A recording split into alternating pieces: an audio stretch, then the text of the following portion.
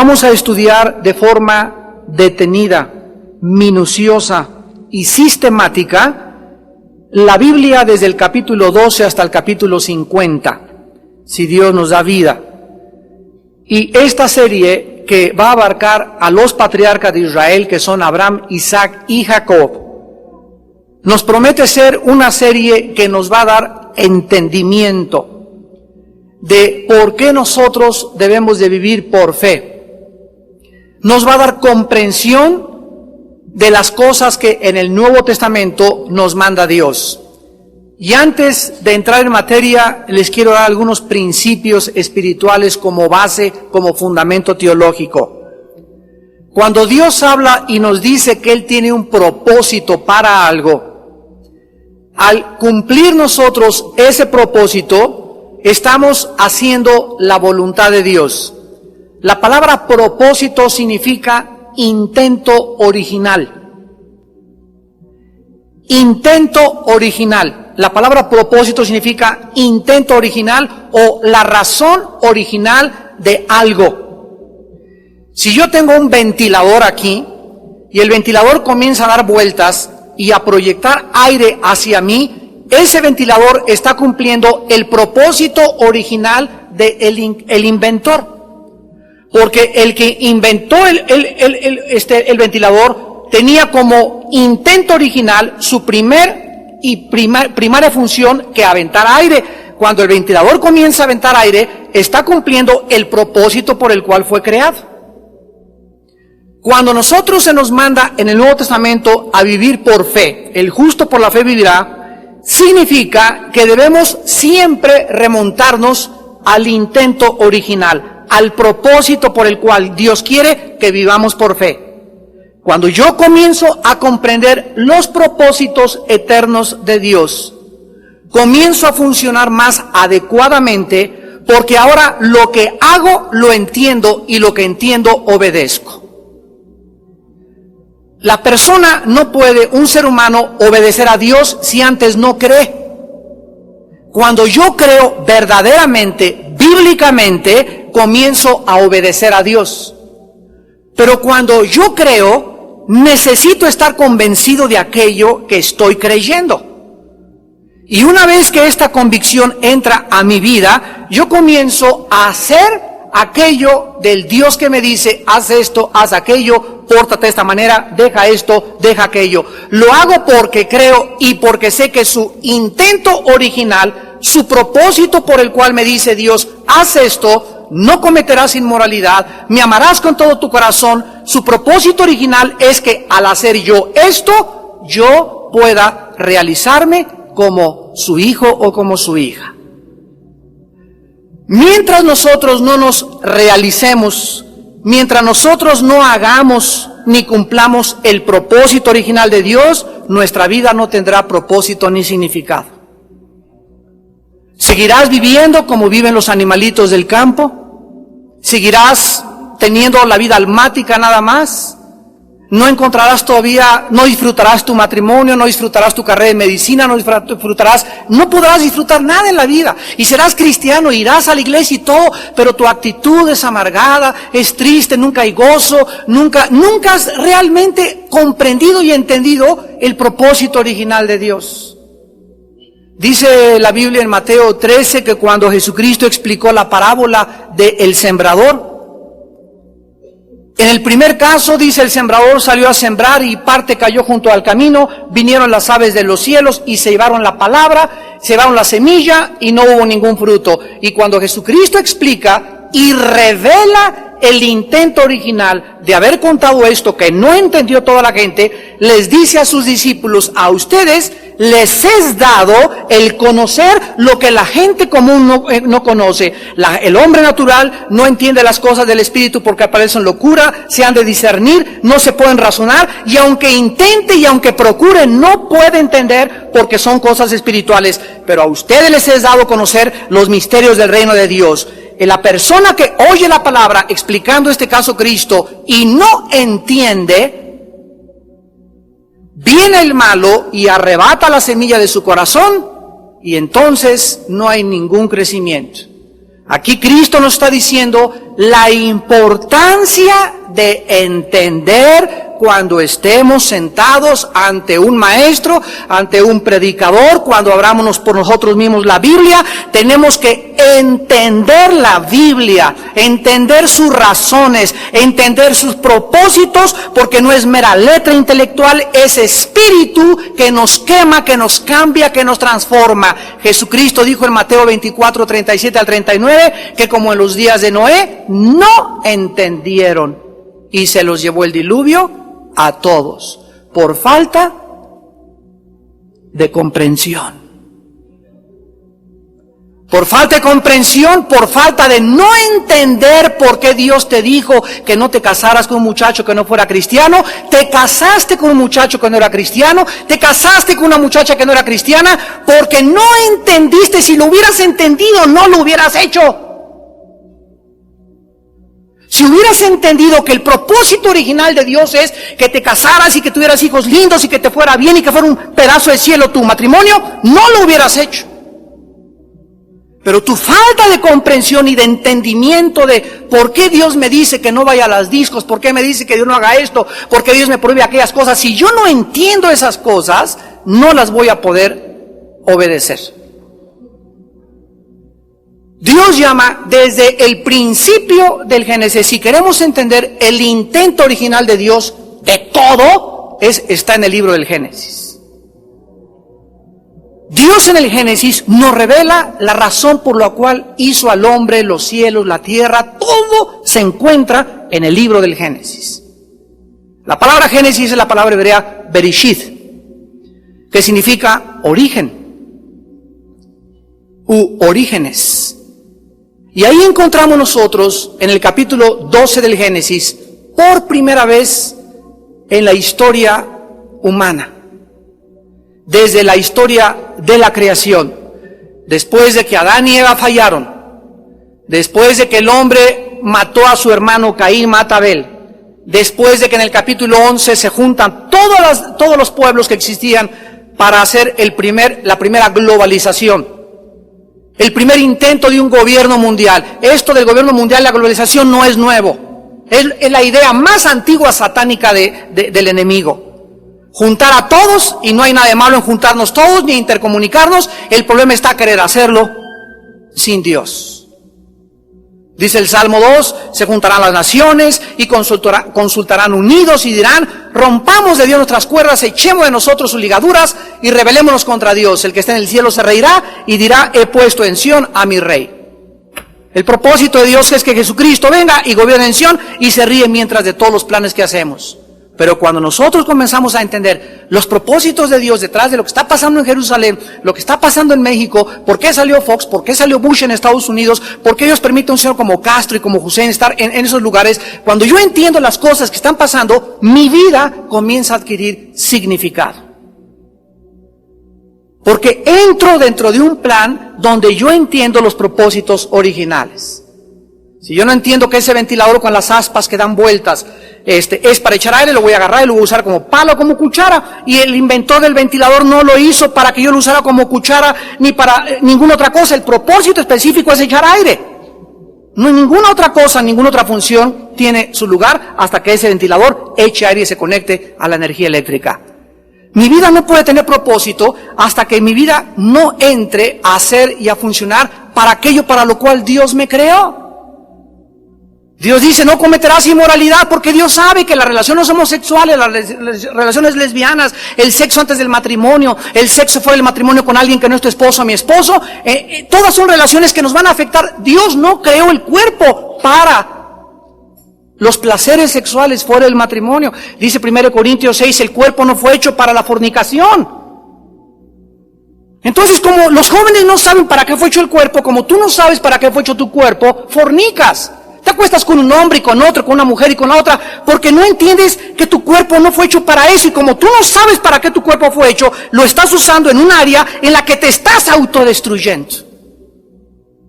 Pero cuando tú entiendes que mi cuerpo es santo, y es el templo del Espíritu Santo, comienzas a cuidar tu cuerpo, a apapachar tu cuerpo, a darle la alimentación adecuada, el ejercicio adecuado, y cuidas tus órganos sexuales, y solamente son para tu esposa, y solamente son para tu esposo, y ya no adoro, ya no es un Dios el sexo para que tenga que estar pensando mi vida en el sexo, y viendo las piernas a todos, y viendo películas pornográficas. Ya no, ya eso queda relegado. ¿Por qué? Porque ahora no es lo principal en mi vida, ni tiene eso por qué convertirse en un Dios, porque el propósito original de Dios es que mi cuerpo le glorifique a Él. Glorificar pues en vuestro cuerpo, porque sois templo del Espíritu de Dios. Todo, amados santos, necesita ser entendido. Y cuando lo entendemos, nuestra vida, repito, comienza verdaderamente a tener propósito y significado. Dios en su soberanía escoge a un hombre para fundar una nación en medio de todas las naciones que han existido en la historia humana. La nación escogida, la nación de Israel. Si alguien pudiera ahorita objetar y decir, bueno, ¿por qué Dios escogió a Israel? Se podría contestar simplemente, ¿y por qué no a Italia? ¿Y por qué no a México? ¿Y por qué no a los alemanes? ¿Y por qué no a los ingleses? La cuestión no es que fue escogido un grupo, sino el propósito original por el cual Dios escoge un grupo de entre todos los que hay en el mundo.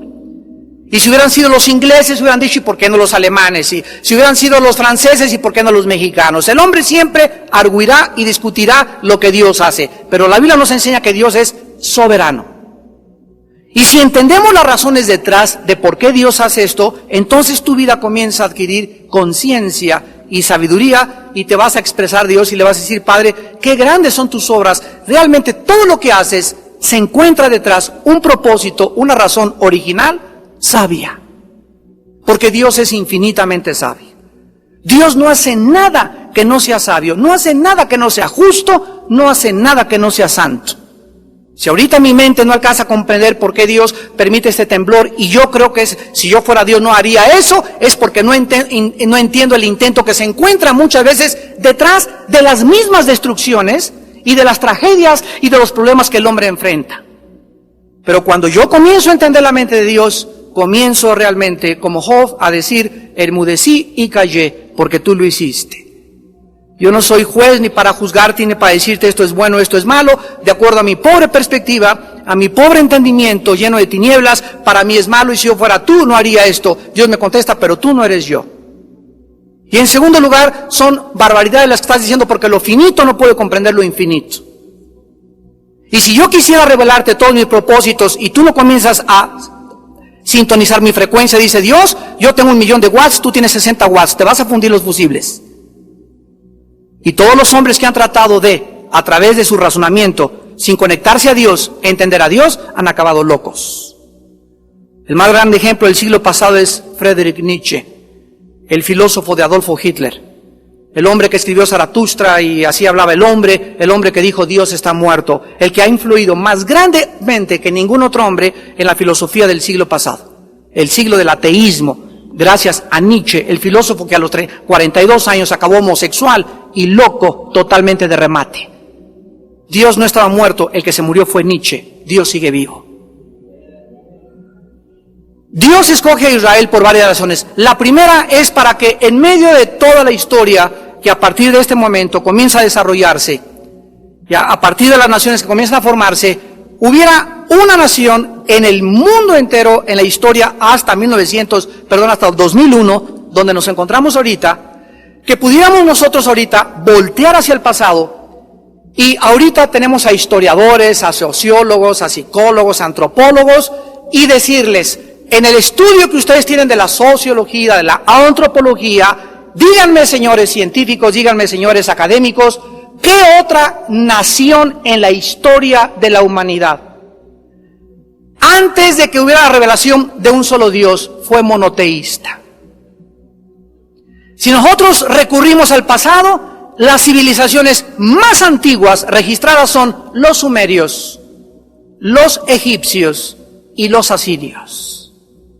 Y todos fueron politeístas. Después surgieron los babilonios, los griegos y los romanos con miles de dioses.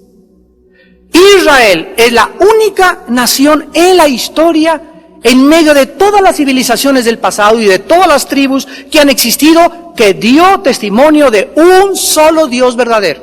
En segundo lugar, Dios escoge a este grupo de personas que se iniciarían con el llamado de Abraham, para que a través de ellos viniera el Mesías, la simiente que Dios le confirma.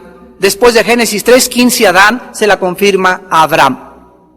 Y cuando volteamos hacia atrás, estamos en el 2001, nos damos cuenta al leer la Biblia que Jesucristo es el único ser humano, Mateo capítulo 1, Lucas, el Evangelio de Lucas, en las genealogías, a través del cual se puede trazar su genealogía desde el inicio de la historia humana.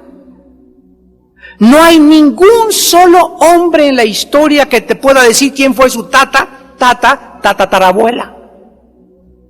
Y tomamos el árbol genealógico de Jesucristo desde Adán hasta José y hasta María, y la Biblia nos traza toda su descendencia a través de los hijos, y la historia nos confirma que esos reyes, que ese David, que ese Salomón, que esa Ruth, todas estas personas existieron históricamente. No son cuentos, no son leyendas, no son mitos, no son inventos, es algo histórico. En tercer lugar, para que a través de la nación de Israel viniera este santo libro que en esta noche tenemos en nuestras manos, llamada la Biblia. Los más de 40 autores de la Biblia fueron todos judíos. La primera iglesia fue judía. El cristianismo tiene sus raíces en el judaísmo, no en el actual judaísmo, en el judaísmo de Abraham, Isaac y de Jacob y de la Torah. Porque ahora el judaísmo moderno ya es más fuerte rabínicamente. Ahora el judaísmo moderno tiene dos libros, uno es el Mishnah, el otro es el Talmud, donde son ya interpretaciones de hombres de la Torah, o sea, le agregaron a la revelación divina. Lo mismo que pasó con el cristianismo, cuando se le agregó a la Biblia 11 libros y se introdujeron herejías que no se encuentran en la palabra de Dios. La Biblia fue escrita por judíos. El origen fue judío, el primer Mesías fue el Mesías único y verdadero Jesucristo judío, los primeros cristianos judíos, los apóstoles judíos, la primera iglesia judía, hasta los primeros siglos, los primeros años todos eran judíos, hasta que después ya se dispersó el evangelio y las naciones se adhirieron al olivo, se cortó al pueblo judío y fuimos injertados, Romanos 11, en el olivo original. Nosotros que éramos olivo silvestre fuimos injertados y ahora participamos de las promesas de Abraham. Lo que se le prometió Dios a Abraham nos pertenece a nosotros, a la iglesia. Gálatas 3 y Gálatas capítulo 4. El que es de la fe es hijo de Abraham. Y todo lo que vamos a estudiar de Abraham nos corresponde a nosotros. Posteriormente, Dios le dijo a Abraham que le iba a dar un hijo. Y vamos a ir desarrollando todo esto con más detalles, el cual después le llamaron Isaac. Él heredaría la promesa dada a Abraham. Isaac tuvo a Jacob, y Jacob es el padre, el fundador de las 12 tribus de Israel, a través de las cuales de una sola, de Judá, vendría el Mesías, Yeshua, Jesucristo. Hace, yo creo que menos de un mes, todos los pastores de Villanueva fuimos invitados, les conté, a la embajada de Israel. Estuvimos creo que el 20 de diciembre, el 19 de diciembre más o menos. Y estuvimos con el consejero de las embajadas a nivel latinoamericano de Israel, en la embajada ahí en las lomas de Chapultepec. Y cuando él me dijo que era increíble que su tribu favorita era Judá, le dije al consejero de Israel, Moshe Bahar. Le dije, ¿sabía usted, señor Bahar, que el Mesías viene de Judá? ¿Cómo? ¿Dónde está eso? Génesis 49. Y cuando sacamos una Biblia y se la enseñamos ahí en su oficina y vio que realmente el Mesías venía de Judá, no sabía qué contestar. A través de estas 12 tribus, de una sola vendría el Mesías y sería Judá. La palabra Judá significa alabanza. Y de ahí viene la palabra judío. La palabra original no es judío, la palabra original es hebreo. Y después cuando cruzaron el río Jordán, comenzaron a cambiarles el nombre. La palabra judío viene de Judá, que significa alabanza. Por eso dice Romanos 2 que ahora nosotros somos los verdaderos judíos, porque ahora somos nosotros los que alabamos a Dios, en espíritu y en verdad. Veamos rápidamente en el libro de Éxodo, capítulo 2, Éxodo 2. Después de Génesis sigue Éxodo, para que no se vayan a Apocalipsis. Cómo continuamente Dios se comienza a manifestar ante la nación de Israel como el Dios de Abraham, de Isaac y de Jacob. Y les voy a decir el intento original. Dice Éxodo 2, versículo 24, y oyó Dios el gemido de ellos, y se acordó de su pacto con Abraham, Isaac y Jacob. Éxodo 3, versículo 6, y dijo, yo soy el Dios de tu padre, Dios de Abraham, de Isaac y Jacob. Versículo 15 al 16, además Dios dijo a Moisés, así dirás a los hijos de Israel, Jehová, el Dios de vuestros padres, el Dios de Abraham, Dios de Isaac y Dios de Jacob, me ha enviado a vosotros, este es mi nombre para siempre. Vemos pues que Dios comienza a aparecerse, comienza a revelarse lo infinito, comienza a bajar a lo infinito, lo intrascendente, lo que va más allá de la comprensión humana, lo que está invisible se comienza a manifestar en el mundo visible. Aquel que no está sujeto a ninguna dimensión se baja a nuestra dimensión, y en nuestra dimensión en la que nosotros vivimos, física, limitada, se comienza a manifestar a los hombres y siempre les dice, soy el padre de Abraham, de Isaac y de Jacob. ¿Por qué? Cuando Dios comienza a revelarse y a insistir que Él es el Dios de Abraham, de Isaac y de Jacob, quiero que noten que ya Abraham, Isaac y Jacob habían muerto. ¿Verdad? Ya eran historia, los tres. Y cuando Dios comienza a decirles, yo soy el Dios de Abraham y Dios de Jacob, está diciendo Dios, en primer lugar, que ellos están vivos. Porque Dios no es el Dios de muertos. Yo fui el Dios de... No, yo soy el Dios actualmente de Abraham, Isaac y Jacob. O sea que estos tres personajes están en su presencia y están vivos. Y Dios comienza a mostrarles que esas personas, a través de las cuales Él se reveló, a través de las cuales puso su propósito original, su intento original para fundar una nación de donde vendrían y donde todos nosotros venimos, ¿verdad? Donde está nuestra cola, tenía el propósito de demostrarnos de que somos peregrinos en esta tierra. Que cuando nos encontramos con el Dios de la Biblia, el Dios de Abraham, Isaac y Jacob, ahora Él es mi Dios. Y ahora yo le llamo mi Dios, yo soy su hijo, somos su pueblo, por lo que ahora la muerte para nosotros no tiene ya ningún misterio. La muerte para nosotros ya no significa absolutamente nada más que la liberación de lo que está adentro para irnos y recobrar otro cuerpo y continuar viviendo y aprendiendo por la eternidad, y vamos a regresar a este planeta cuya ecología va a ser totalmente transformada para continuar viviendo eternamente en esa vida que Jesucristo, su Hijo, nos vino a dar con su muerte y su sangre en una cruz en el Monte Calvario. El ser humano, pues, que entiende esta revelación y que le entrega su vida a Jesucristo, dice Efesios 1, 7 al 9, 1 Corintios 2, 14, Mateo 13, 19, que nosotros comenzamos a conocer los misterios de Dios. Dios nos dio a conocer el misterio de su voluntad.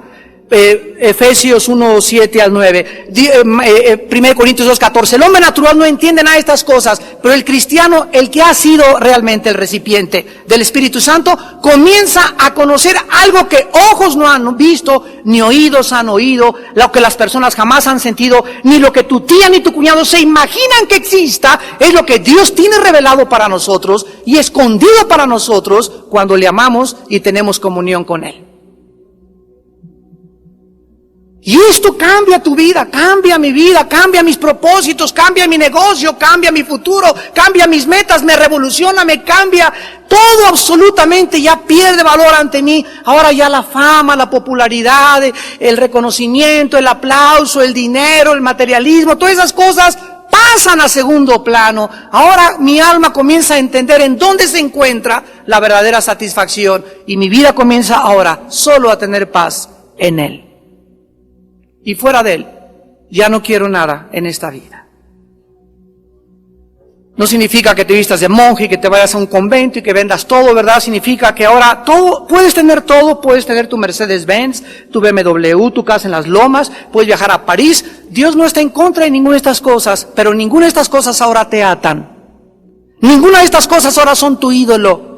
Tu negocio ya, el llegar a ser presidente, senador, funcionario, es secundario todo. Si vas a querer ahora llegar a algo, y qué bueno que seamos ambiciosos para alcanzar puestos, es con el propósito de glorificar su nombre.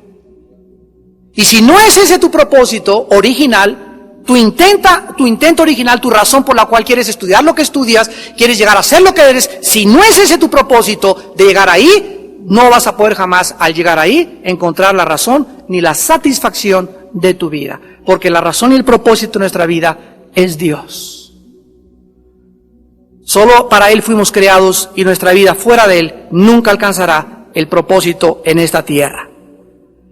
Abraham pues y los descendientes de Abraham serían, este es el primer principio en esta noche, las personas que a través de ellas Dios cumpliría y alcanzaría sus propósitos en esta tierra.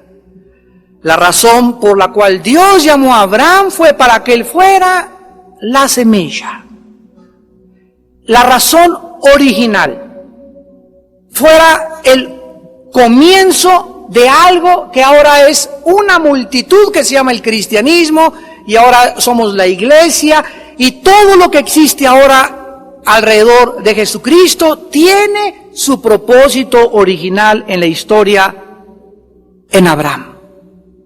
Y por esta razón a Abraham se le llama, veámoslo rápidamente en Romanos 4, el padre, el progenitor de todos nosotros los creyentes. Dice Romanos 4, versículo 11 y 12, y recibió la circuncisión como señal, como sello de la justicia de la fe, que estuvo aún incircunciso, para que fuese, ¿qué cosa? Padre de todos los creyentes no circuncidados. Un momento, maestro. Si este hombre se le llama el Padre de todos nosotros, yo quiero conocer a mi Padre espiritual, en el sentido que Dios sus propósitos y los principios y los caminos que primero ahorita yo estoy siguiendo se los reveló a Él, y esta es la importancia de conocer y estudiar la vida de Abraham, porque Él fue el origen de todo lo que nosotros somos. Él es el Padre de la iglesia, de todos nosotros los creyentes y de todos los que se conviertan, el Padre de los creyentes. Dice el versículo 12, y Padre de la circuncisión, para los que no solamente son de la circuncisión, o sea, los judíos, sino que también siguen las pisadas de fe que tuvo otra vez nuestro padre Abraham antes de ser circuncidado. Por segunda vez se le llama que es nuestro Padre. Y el versículo 17 dice, como está escrito, te he puesto por padre de muchas gentes. Dios le llama a Abraham en el nuevo pacto, en el Beth Nish, el Padre de todos nosotros. Consecuentemente, ahora Dios deja todo aquello antes de Abraham de la raza humana y comienza a poner sus ojos y a escoger a un hombre para que a través de él una nueva clase de personas comenzaran a poblar la tierra. Un grupo nuevo de seres humanos que a través de los siglos iban a conocer al Dios verdadero. Un nuevo grupo de seres humanos que siempre serían la minoría. Pero la minoría con Dios. Dios comienza a escoger lo insensato para avergonzar a los sabios, lo vil y lo despreciado para avergonzar a los fuertes, y lo que no es para deshacer lo que es. Y ahora predicamos nosotros la palabra de la cruz, la cual es locura al mundo que no conoce los misterios de Dios. Ahora las cosas del Espíritu, el mundo no las puede recibir ni las puede entender, porque el mundo está guiado por el alma, el mundo está guiado por sus 5 sentidos. El mundo solamente le interesa lo que ve, lo que oye, el poder, la fama, la mundanalidad, el sexo, el dinero, el materialismo. Es lo único que está alrededor del mundo. Ahora nosotros tenemos un llamado celestial. He entendido mi llamado celestial, me entrego a ese llamado celestial y mi vida comienza a adquirir propósito y significado todos los días. La Biblia nos muestra, pues, regresamos a Génesis 12, que Abraham es el personaje más importante de la Biblia, porque 14 capítulos del Génesis están dedicados a Abraham. 14 capítulos del Génesis, del capítulo 12 al capítulo 25 del Génesis. Un capítulo entero del Nuevo Testamento, Romanos 4, dedicado a Abraham. Un capítulo entero, Romanos 4, está dedicado a Abraham y a la justificación o a la enseñanza de la doctrina, que es la columna vertebral de la Biblia, la justificación por la fe. Un capítulo de Gálatas, el capítulo 3 de Gálatas, menciona la gran fe de Abraham, y 12 versículos de Hebreos capítulo 11, que es la galería de los héroes de la fe, está dedicada a Abraham. Hebreos 11, del 8 al 19. Abraham fue el progenitor de 2 grupos raciales de gentes, los árabes y los judíos. Y entre estos 2 grupos se encuentra el conflicto de los siglos. Es increíble que antes del 67, ustedes saben que los palestinos, la palabra palestino viene de la palabra filista, de donde vinieron los filisteos. Y finalmente todos ellos son árabes. Antes de la guerra del 67, nunca los países árabes como Saudi Arabia, Jordania, Irak, que son millonarios en petróleo, les ofrecieron jamás construirles una casa. Realmente, si son hermanos árabes y los palestinos son árabes, ¿por qué las naciones árabes no les han dicho, mira, vénganse ustedes para acá, vénganse ustedes para acá, vénganse para acá, y déjenles ese pedacito de tierra? Israel es más pequeño que el estado de Nueva Jersey en Estados Unidos. Déjenles ese pedacito y se acabó todo el conflicto. ¿Por qué a fuerza quieren estar en un lugar que nunca estuvieron? ¿Por qué? Vemos pues que detrás de toda esta historia, estos conflictos, se encuentran fuerzas y poderes espirituales, explicados solamente en la Biblia. A Abraham se le llama el amigo de Dios, el príncipe de Dios, Génesis 23:6, Santiago 2:23, un profeta de Dios, Génesis 27, el siervo de Dios, Salmo 105:6, y Abraham nuestro padre.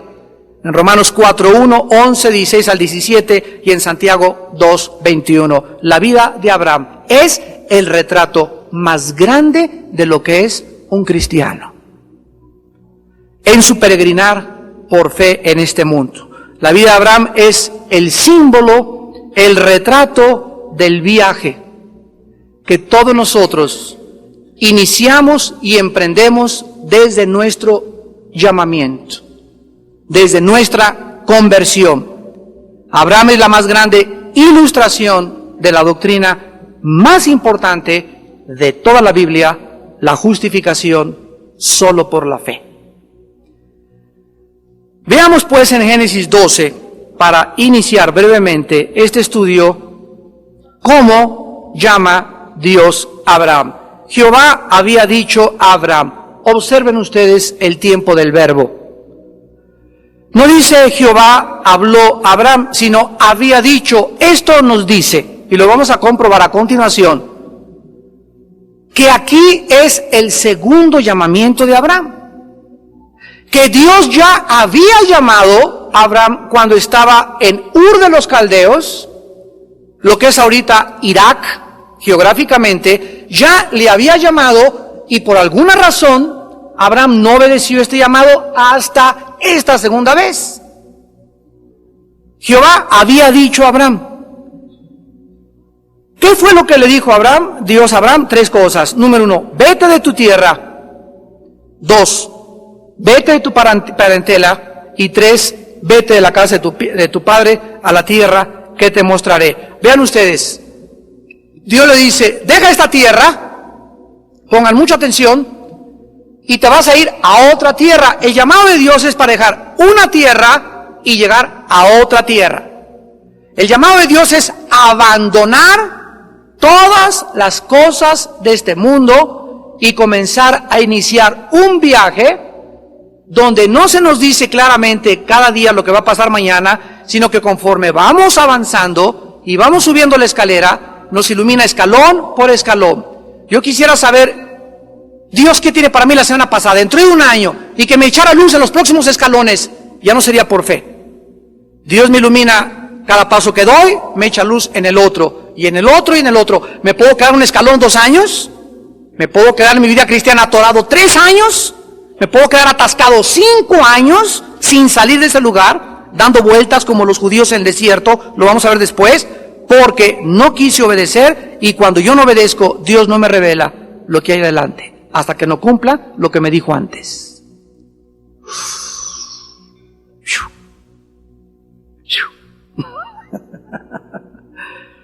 Es por fe, lo vamos a entender. Dios le dice que abandone su país, sus parientes y la casa de su padre, sus familias y sus posesiones. ¿Por qué? Vamos a comenzar a cuestionar a Dios. De eso se trata el estudio. ¿Por qué llamaría a Dios y por qué nos llama a nosotros a dejar lo mismo?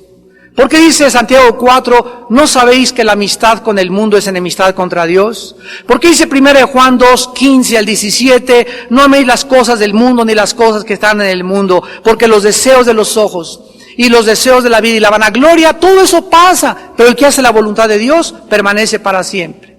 ¿Por qué dice en Apocalipsis 18, salgan de Babilonia, pueblo mío, y no se contaminen? ¿Por qué ese llamado de Dios a dejar todo? ¿Qué significa todo esto? Precisamente, Dios le dice a Abraham que deje todas estas cosas porque son las cosas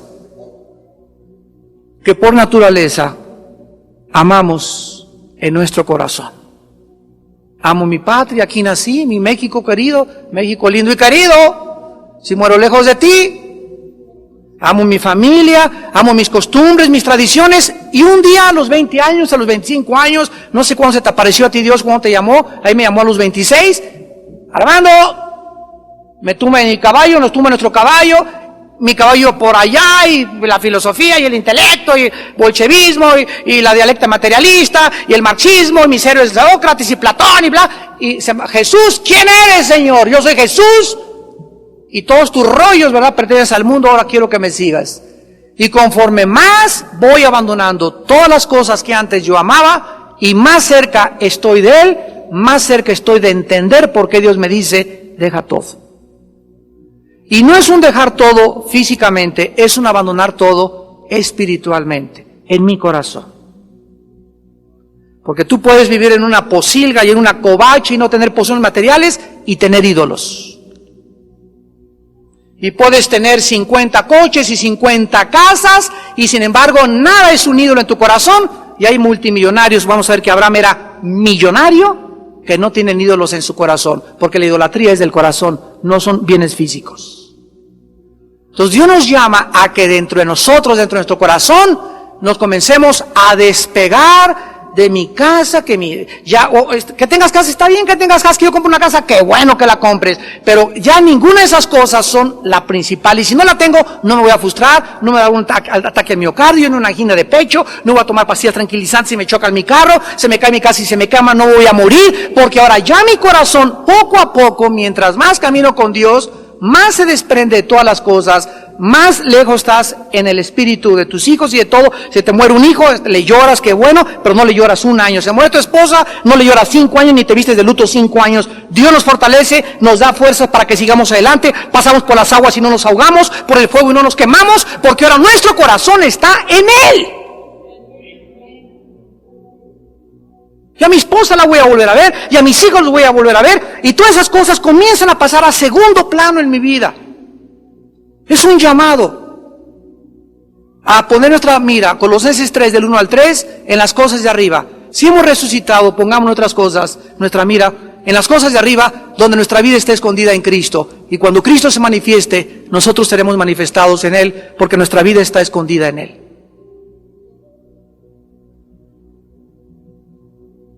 ¿Cómo sabemos ahora de que este fue el segundo llamado? Bueno, vamos a ver nosotros a continuación en Génesis 11, 31 y 32. Los antecedentes de Abraham. Tomó Taré a Abraham su hijo. El papá de Abraham se llamaba Taré. Y a Lot, hijo de Harán. Lot era hijo de un hermano de Abraham llamado Harán. Recuerden esto, para que cuando lleguemos con la vida de Lot, sepamos por qué se pelearon. Hijo de su hijo, y a Sarai su nuera. O sea que Sarai, la que se casó más tarde con Abraham, era su media hermana. Sarai era media hermana de Abraham. Abraham se casó con su media hermana. Hasta el tiempo que la ley fue entregada a Moisés, Dios permitió que se casaran entre parientes. Y la raza humana comenzó a multiplicarse y a cumplir los propósitos de Dios. Cuando ya Dios dio el Levítico, las órdenes ceremoniales de lo inmundo y lo limpio, de lo que era permitido y lo que no era permitido, ya se prohíbe casarse hasta con primos de segundo grado. Y ya la ciencia nos da testimonio, ¿verdad? Hay una enfermedad llamada la hemofilia, donde es fácilmente transmitida cuando te casas con una persona muy cercana o una persona muy cerca a ti, sea primo hermano o primo segundo. Es muy peligroso casarse ya en este grado. Pero aquí en estos tiempos, Dios, su propósito era que entre ellos mismos tuvieran relaciones y se multiplicaran. Después dice, Sarai no era mujer de Abraham su hijo, y salió con ellos de Ur, de los caldeos, para ir a la tierra de Canaán. Y vinieron hasta Harán y se quedaron allí. Y fueron los días de Taré 205 años, y murió Taré en Harán. Veamos pues en Génesis 12:1 que Dios dijo, había dicho Jehová. Ahora la palabra pero, en el capítulo 12, versículo 1, pero Jehová había dicho. Esta palabra pero nos conecta con los versículos que acabamos de leer de la vida de Abraham en Ur, y no lo está repitiendo. No lo está repitiendo. Ahora podemos preguntar en Hechos capítulo 7, para aclararlo ya, cuando Esteban es interrogado por los fariseos, y él comienza a citar a Abraham. Esteban dice lo siguiente de Abraham, capítulo 7 de Hechos, versículos 2 y 3. Y él dijo, varones, hermanos y padres, oigan, el Dios de la gloria apareció a nuestro padre Abraham estando en Mesopotamia, antes que morase en Harán. Aquí Esteban está diciendo que antes de que Taré se cambiara a Harán, que es donde encontramos el llamado, antes de eso, Dios ya había revelado, ya había llamado, ya se le había aparecido a Abraham antes que morase en Harán. Y le dijo, sal de tu tierra y de tu parentela y ven a la tierra que yo te mostraré. Vamos a contestar la siguiente pregunta. ¿Por qué Abraham no respondió al primer llamado y respondió hasta el segundo llamado de Dios? La Biblia no nos lo dice, pero parece ser que sucede lo mismo con todos los que somos hijos de la fe. Todos nosotros como cristianos recibimos a Cristo, y el primer año de cristianos comenzamos a hacer cosas, y ya el primer año que bueno, ya no fumas, ya no tomas, que es la mejor señal de que estás realmente siendo cristiano. Ya no comienzas a ver otras mujeres, ya comienzas a tener discernimiento, tu conciencia es cada vez más sensible, y cada vez que pasa, tienes ganas más de acercarte para Dios. Al principio te parece muy fanático, no, esto es demasiado exagerado, porque no lo entiendes, Pero mientras más pasa tu vida cristiana y más pasa tu vida, más te consagras. Casi ninguno de nosotros, cuando Dios nos llama, nos consagramos totalmente a Él. De consagrar ya tenían 5 años en Cristo, otros tenían 7, otros a los 3, otros a los 10 años, algo les pasa en su vida que son conmovidos y dicen, Dios mío, ahora sí, y se entregan a Dios después de tantos años. No sabemos cuánto pasó entre la primera aparición de Abraham, pero hasta la segunda vez que Dios le dice a Abraham, te dije que dejaras eso, Abraham lo deja. Hace poco estaba platicando yo con un amigo judío y me dijo, Armando, fíjate que, bueno, yo tengo a Cristo y tengo como 4 años en Cristo, pero hace poco tiempo un amigo mío se suicidó, judío también. Y me conmovió tanto y me perturbó tanto su suicidio que desde ese momento yo entendí que yo podía acabar lo mismo y que no fui el testigo que debía haber sido con él. Y quiero decirte que ha cambiado radicalmente mi vida y ahora estoy entregado totalmente a Dios. No quiero saber nada más que hacer la voluntad de Dios. Muchos de ustedes, como dice 2 de Pedro 1:10, deben hacer firme vuestra elección y vocación, porque haciendo estas cosas no caeréis jamás.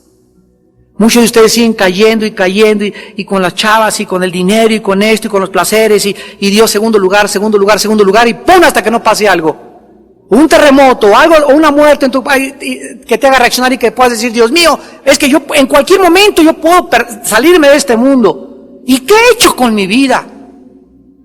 ¿En qué he usado mi dinero? ¿En qué he usado mi tiempo? ¿En dónde estaban mis pensamientos? Y ahora estás ante el juicio de Dios en la otra vida y sin ninguna otra oportunidad para vivir para Él. Qué importante es que te consagres, que tomes en serio a Dios. El llamado de Abraham a abandonar su país era muy fuerte. Regresamos a Génesis 12. Porque el país para una persona significa muchas cosas. La tierra donde nacimos, crecimos y vivimos. La tierra de nuestro propio idioma y nuestra propia gente, a la que entendemos. La tierra del atole y los tamales y del chile. La tierra de nuestra educación, de nuestra cultura y nuestro medio ambiente, la tierra de nuestro gobierno y nuestras leyes, estamos acostumbrados, la tierra a la que estamos acostumbrados a vivir. Y de repente Dios te dice, te vas de misionero a Italia, te vas de misionero al África, te vas de misionero a Guatemala, y cuando ese llamado viene a tu vida, y tú no estás listo mentalmente, y menos tu esposa, y tu esposa te dice, pues no me voy, aquí me quedo, y te vas tú, etcétera, etcétera, es un desastre y te anclas y te quedas estancado durante mucho tiempo porque antes de que viniera ese llamado no te consagraste, no preparaste a tu esposa, no preparaste a tus hijos y ahora que tienes ese llamado no estás listo. Y Dios llama 1, 2 y 3 veces a lo mucho. Mañana te nombran diputado. Y eres diputado y subes a la Cámara de Diputados y ya tienes una plataforma de poder, tu charol y todo aquí, tu motocicleta y aquí toda la cosa, ¿verdad? Y en esa posición, no estás listo para esa posición. Tu vida no está consagrada a Dios, o te nombraron gerente de la fábrica Goodrich Euskadi, te nombraron gerente de la fábrica de seguros, a cualquier puesto, o eres ya artista, o te llaman a cantar, un estudio en televisión, una audición por acá en el Auditorio Nacional, y si no estamos listos al escalar y al llegar a puestos en la vida con Dios, esas posiciones nos destruyen, nos autodestruyen, porque nosotros no fuimos creados para el poder, ni para la gloria, ni para el reconocimiento, ni para el aplauso, porque todo eso se lo tenemos que dar a Dios. Y si yo no estoy acostumbrado a eso, todo eso me va a enfermar, mi charola me va a enfermar, voy a volver arbitrario, mi belleza me va a enfermar, mi vanidad, todo eso se va a convertir en mis peores enemigos, y mi cristianismo nunca florecerá, porque cuando me llamaron no estaba consagrado. Cásate sin consagrar y te va a ir como la China alegre. Haz un negocio sin consagrar con alguien que no es cristiano y te va a ir como en feria. Pon un negocio y tu negocio no está entregado ni dedicado totalmente a Dios y tu negocio va a servir para hasta dividir tu familia. Porque Dios le dice a Abraham que deje esa tierra tan bonita, el chile, los tamales y todas esas cosas, en primer lugar, porque la gente del país de Abraham se habían vuelto idólatras, falsos adoradores, paganos, inmorales, ambiciosos y codiciosos de los bienes materiales. Cuando Dios nos dice que dejemos esta tierra, no nos dice que nos pongamos un traje de astronauta y que nos vayamos del planeta Tierra a la Luna, sino que ahora dejemos todo el mundo y las cosas del mundo, los deseos de los ojos, la vanagloria de la vida. Dios me dice, Armando, deja en tu espíritu esas cosas. Ya no permitas que te anclen ni que te atraigan, ni te vayas con la finta de las cosas bonitas y la popularidad y la fama. Ya no anheles grandezas para ti, ya no anheles los primeros lugares, ya no anheles el aplauso, ya no anheles, crucifícate. Crucifica tu carne con tus deseos y sal de este mundo espiritualmente. Ya no ames las cosas que están en el mundo. Aunque vives en el mundo, no estamos en el mundo. Jesús dijo en Juan 17, Padre, yo no te pido que los quites del mundo, sino que los guardes en el mundo del mal. Esta gente había abandonado al Dios verdadero y la gente a nuestro alrededor han abandonado a Dios. Se habían entregado al paganismo, a la idolatría. Toda la gente a nuestro alrededor, nuestros propios familiares, nuestras mejores amistades, son idólatras, son paganos. Y no significa, ya no te voy a hablar, ya no vengas a mi casa. No, nos está hablando, ¿verdad? Que ahora mi relación con él es cuidado, cuidado, cuidado. Y como estás, Paquita y todo, pero cuidándome siempre con mi escudo aquí, porque si me meto en sus terrenos, me contamina. Te acaba convenciendo y te vas con él, te acaba convenciendo y te vas con ella. Deuteronomio 7, no entreguéis vuestros hijos ni vuestras hijas a las naciones de alrededor, porque los arrastrarán a servir a sus dioses. 2 Corintios 6, 14 y 15, no os unáis en yugo desigual con los incrédulos, porque qué comunión tiene la luz con las tinieblas y Belial con los santos. Pero como tú no entiendes estas cosas, ahí tienes tu mejor amiga, es una paganota, tu mejor amigo es un idólatra, y tú no te das cuenta cuánto daño y cuánta influencia está ejerciendo en tu vida y en tu propia familia. Dios demanda lo mismo para nosotros, el llamado a abandonar absolutamente todas las cosas que puedan lastimar nuestro llamado celestial.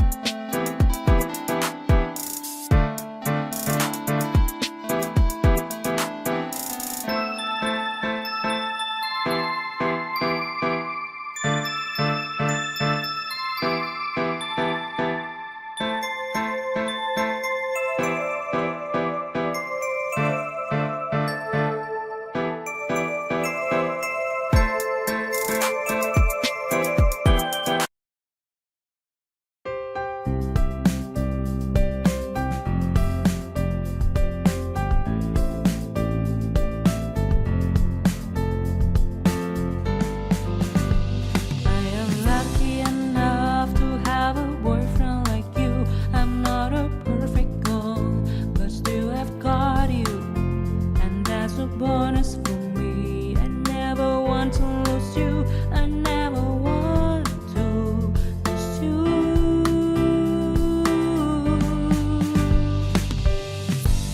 You will not believe, but it is true when I say that you are the more important person in my life. Your love has conquered my heart and left me asking for more. I love you for who you are.